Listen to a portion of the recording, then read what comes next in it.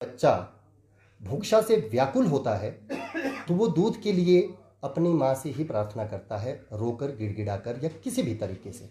तो उसी प्रकार से जो जनता जनार्दन है और उनके जो मुखिया हैं प्रदेश के, माननीय मुख्यमंत्री श्री सुखविंदर सिंह सुक्खू जी, उनसे हम समस्त अनुबंध कर्मचारियों का करबद्ध निवेदन है कि आप हमारी समस्या पर ध्यान दीजिए।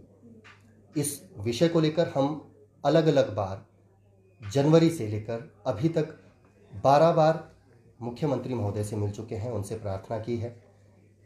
तो जिसमें उनका पहले जो प्रत्युत्तर रहता था काफ़ी सकारात्मक रहता था।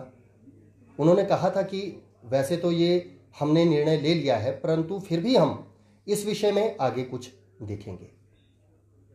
लेकिन अभी जब अंतिम 2 बार हम मिले तो वो नकारात्मक एक प्रत्युत्तर हमें मिला, जिससे अनुबंध कर्मचारी जो हैं वो काफ़ी हताश हैं, काफ़ी मायूस हैं।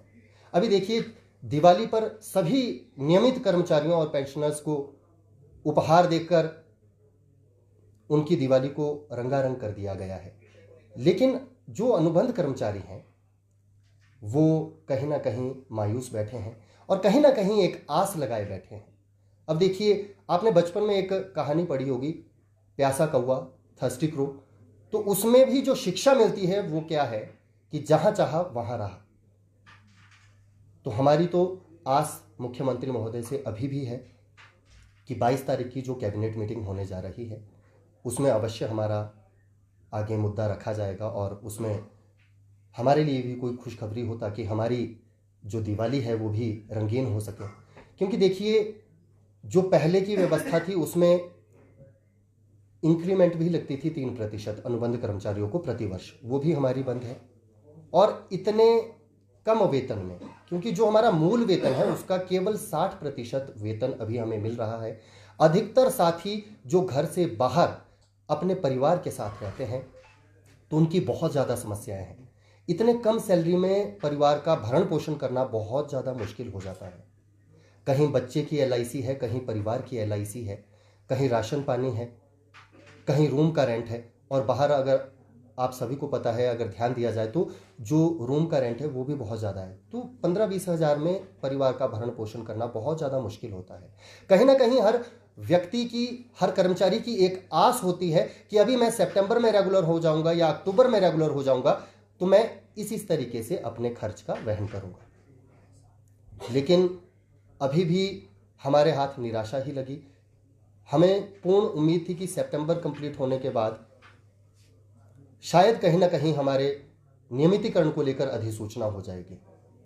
हमारे अधिकतर साथी जो अप्रैल महीने में जिन्होंने नियुक्ति प्राप्त की थी, तो इस तरह से मार्च में यदि वो रेगुलर होते हैं, कम से कम 3 साल का उनका कॉन्ट्रैक्ट हो जाता है। तो 2 साल के कॉन्ट्रैक्ट का औचित्य क्या रह गया?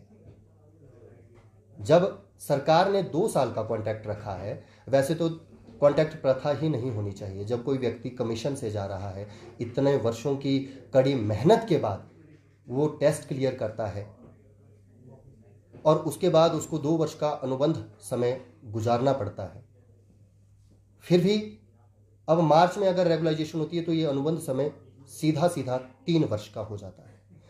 इससे न केवल वरिष्ठता का नुकसान अपितु वित्तीय नुकसान भी है। देखिए, लगभग 600 करोड़ का अगर बात की जाए तो बजट के बारे में मैंने पढ़ा था कि इतना बजट अभी जो ये घोषणाएं हुई हैं इसके लिए है।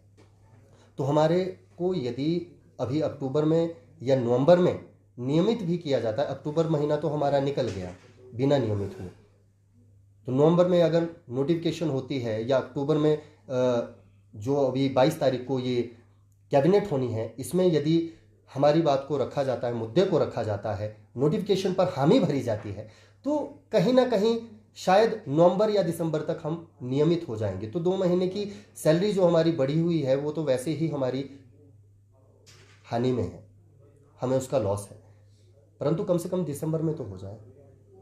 अब इसमें अगर JVT बंधुओं की बात करें, ये जो हमारा संगठन है ये ऐसा नहीं है कि पर्टिकुलर एजुकेशन डिपार्टमेंट का है या शास्त्रियों का है, JVTs का है।